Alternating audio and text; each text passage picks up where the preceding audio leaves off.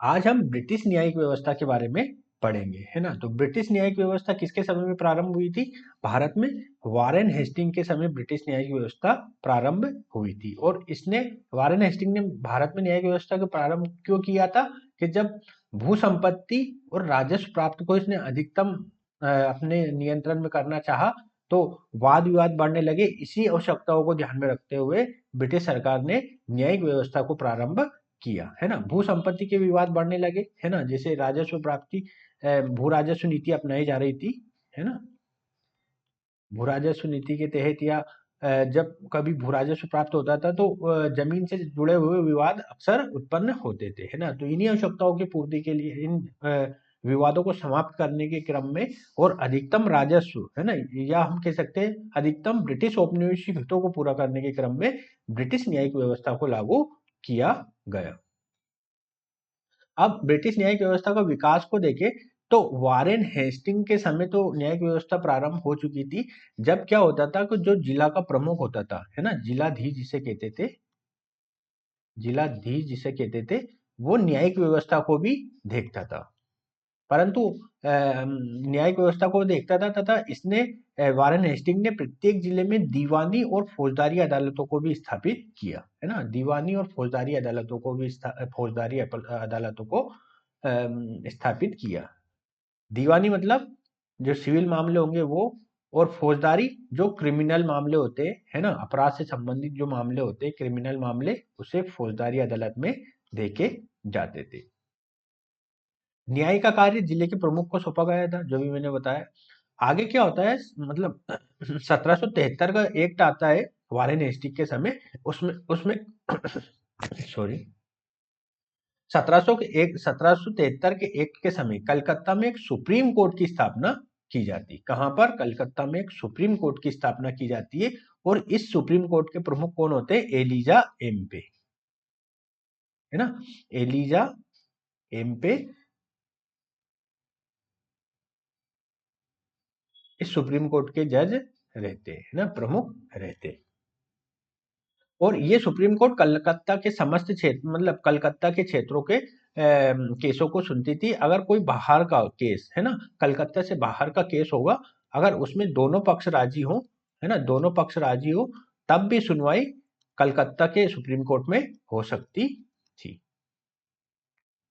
आगे आगे क्या होता है, कार्नवालिस के समय, कार्नवालिस के कार्यकाल के समय कार्नवालिस कोड लागू किए जाते हैं, जिसमें शक्ति के पृथक्करण के सिद्धांत को अपनाया जाता है ना। मतलब कार्यपालिका और न्यायपालिका को ये अलग कर देते हैं। ये कहते हैं कि जो जिला, है ना, जिला का प्रमुख होगा, जिलाधीश, मतलब जिसे हम क्या कहेंगे, कलेक्टर, है ना, कलेक्टर जिसे कहते थे, जिला का प्रमुख कलेक्टर, ये केवल सिविल मामले देखेगा, है ना। और इस मामले में इसने क्या कर दिया कि जिला जज की नियुक्ति कर दी। कलेक्टर राजस्व एकत्रित करेगा, सॉरी, केवल राजस्व एकत्रित करेगा जिला कलेक्टर। और जो न्याय के कार्य देखेगा जिले के स्तर पर, उसको जिला जज की इसने नियुक्ति करी, है ना, डिस्ट्रिक्ट जज की नियुक्ति करी कि ये न्याय से संबंधित कार्यों को देखेगा, है ना। दो पोस्ट इसने, मतलब कलेक्टर से, एक तो कलेक्टर रहेगा जिला के स्तर पर, ये राजस्व का प्रमुख रहेगा, और एक न्यायाधीश रहेगा, है ना, जिला न्यायाधीश रहेगा, जो न्याय के कार्यों को देखेगा, है ना। न्याय के, जिले के अंतर्गत जो भी न्याय कार्य होंगे, न्याय से संबंधित विवाद होंगे, उनको देखेगा। और कलेक्टर राजस्व से संबंधित कार्यों को देखेगा, ठीक है। और ब्रिटिश न्यायिक व्यवस्था में आगे पश्चिमी अवधारणा को अपनाया गया। पश्चिमी अवधारणा क्या कहती थी कि हत्यारे की भावना के आधार पर सजा दी जानी चाहिए, है ना। जो भी हत्यारा है, अगर उसने किस भावना से किसी व्यक्ति की हत्या की, उस आधार पर उसे सजा दी जानी चाहिए, ना कि उसके जो अस्त्र शस्त्र वो यूज कर रहा है उस आधार पर। जैसे कोई व्यक्ति चाकू से मार रहा है या बंदूक से मार रहा है, वो नहीं देखा जाना चाहिए, जबकि वो किस इंटेंशन से मार रहा है ना, उस पे देखा जाना चाहिए। जैसे कभी कभी अकस्मात कोई की व्यक्ति हो जाती, मतलब इस तरह से गैर इरादतन मृत्यु हो जाती है ना, उसमें कम समय, कम सजा, या कानून के हिसाब से नियम जो भी हो, उस हिसाब से कम सजा दी जानी चाहिए। गैर इरादतन हत्या, है ना, गैर इरादतन हत्या, इसके अंतर्गत आप देख सकते हैं। और एक आती है इरादतन हत्या, है ना, इरादे से की गई हत्या, ठीक है। तो पश्चिमी अवधारणा मतलब हत्यारे की भावना के आधार पर कि वो किस इंटेंशन से व्यक्ति को मार रहा है वो अपनाया गया। और पहले क्या होता था मतलब भारतीय इसमें कि वो कौन से हथियार से मार रहा है या किस तरह से वो मार रहा है ना, उसके आधार पर सजा दी जाती थी। आगे देखा जाए तो विलियम बेंटिंग के समय उपयोगितावाद विचारधारा प्रभावी हो गई थी, है ना। उपयोगितावाद के जो जनक माने जाते हैं वो बेंथम और मिल माने जाते हैं, ब्रिटेन के बेंथम एवं मिल, है ना, बेंथम एवं मिल। ठीक है। उपयोगितावाद के तहत इन्होंने न्यायिक व्यवस्था में इस तरह से सुधार किया कि पहले सजा कैसे दी जाती थी, कोड़े मारकर सजा दी जाती थी, है ना, कोड़े मारे जाते थे, है ना, अपराधी को कोड़े मारे जाते थे। तो उसमें मतलब बदला लेने की जो कोई किसी ने अपराध किया तो बदले लेने जैसी सजा दी जाती थी, है ना, बदला लेने जैसी सजा दी जाती थी, है ना। तो उपयोगितावाद के सिद्धांत के तहत क्या करने लगा, सजा सुधारने के दृष्टिकोण से दी जाने लगी, है ना, मतलब ऐसी सजा दी जाए जिससे उस व्यक्ति के वो व्यक्ति उस अपराध को आगे ना करे, है ना, अपराध को ना करे, है ना, अपराधी को सुधार की दृष्टि से सजा दी जाने लगी, है ना। ये बेंथम की उपयोगितावादी सिद्धांत कहलाता है ब्रिटिश न्यायिक व्यवस्था में, है ना। तो ये किसने अपनाया, भारत में जो गवर्नर जनरल थे विलियम बेंटिक ने अपनाया। आगे न्यायालय में स्थानीय भाषा के प्रयोग पर को अनुमति दे दी जाती है ना, न्यायालय में स्थानीय भाषा के प्रयोग पर अनुमति दे दी जाती है। ठीक है, इससे क्या होगा, केसेस जो लोकल कोर्ट में होते हैं वो आसानी से सुने और उस पर निर्णय दिए जा सकते थे। आगे मेकाले के अधीन एक विधि आयोग का गठन होता है ना, लॉर्ड मेकाले के अधीन एक विधि आयोग का गठन किया जाता है ना। इसमें क्या होता है, विधि का संहिताकरण किया जाता है ना, विधि का कोडिफिकेशन, विधि का संहिताकरण किया जाता है ना, संहिताकरण किया जाता है। और Indian Penal Code IPC, Indian Penal Code का निर्माण किया जाता है 1860 में, है ना, सन 1860 में आईपीसी का गठन किया जाता है, जो मतलब 2024 तक भारत में अवेलेबल था आईपीसी, है ना, आईपीसी भारत में 2024 तक अवेलेबल था। लास्ट ईयर में इसको समाप्त करके भारतीय न्याय संहिता को लाया गया, है ना।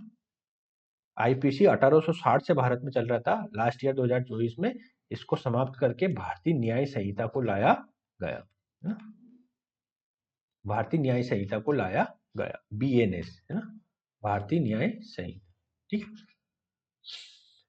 1861 में उच्च न्यायालय अधिनियम पारित हुआ, है ना, हाई कोर्ट एक्ट पारित हुआ जिसके अंतर्गत कलकत्ता, मद्रास और बॉम्बे में हाई कोर्ट स्थापित किए गए, है ना, कलकत्ता, मद्रास और बॉम्बे में हाई कोर्ट स्थापित किए गए। आप कमेंट सेक्शन में लिखकर बताइए कि वर्तमान में भारत में कितने हाई कोर्ट कार्यरत है, कितने हाई कोर्ट कार्यरत है वर्तमान में भारत में। ठीक है। 1935 के एक्ट के तहत एक संघीय न्यायालय की स्थापना हुई, है ना, एक फेडरल कोर्ट की स्थापना हुई 1935 के एक्ट के तहत। अब ब्रिटिश न्यायिक व्यवस्था की हम विशेषताओं में देखें तो ब्रिटिश जो न्यायिक व्यवस्था थी वो कानून का शासन और कानून के समक्ष समानता के सिद्धांत पर आधारित थी, परंतु हम अगर उनको व्यवहारिक स्तर पर देखें तो ये दोनों ही व्यवहारिक रूप से लागू नहीं थी। कैसे लागू नहीं थी, जैसे कानून के शासन के अंतर्गत इन्होंने ये कहा कि किसी भी तरह का मतलब कानून सर्वोच्च रहेगा, कानून एक सर्वोच्च विधि है ना, इससे ऊपर कोई नहीं, है ना, कानून को इन्होंने सर्वोच्च कहा, है ना, सर्वोच्च कहा। परंतु वास्तविक रूप से ये सही नहीं था, क्योंकि जो कानून बना रहे थे वो ब्रिटिश लोग थे, है ना, और जिन पर कानून लागू हो रहा था वो कौन थे, वो भारतीय थे, है ना। तो जो भारतीयों का कानून बनाने में कोई भी रोल नहीं था, है ना, जब भारतीयों का कोई भी रोल नहीं था तो कानून का शासन कैसे कह सकते हैं, भारतीय अपने दृष्टिकोण से कैसे कानून का निर्माण करेंगे, है ना। तो कानून और दूसरा दूसरा पक्ष ये भी है कि कानून मतलब कोई भी निर्णय अगर सुना दिया है तो अंतिम रूप से निर्णय जो ब्रिटेन में प्रिवी काउंसिल होता था वहां पे था, है ना, ब्रिटेन में प्रिवी काउंसिल था, मतलब सर्वोच्च अगर कोई निर्णय देना है तो ब्रिटेन में होता था, है ना। कभी अगर केसेस फंस जाते थे, है ना?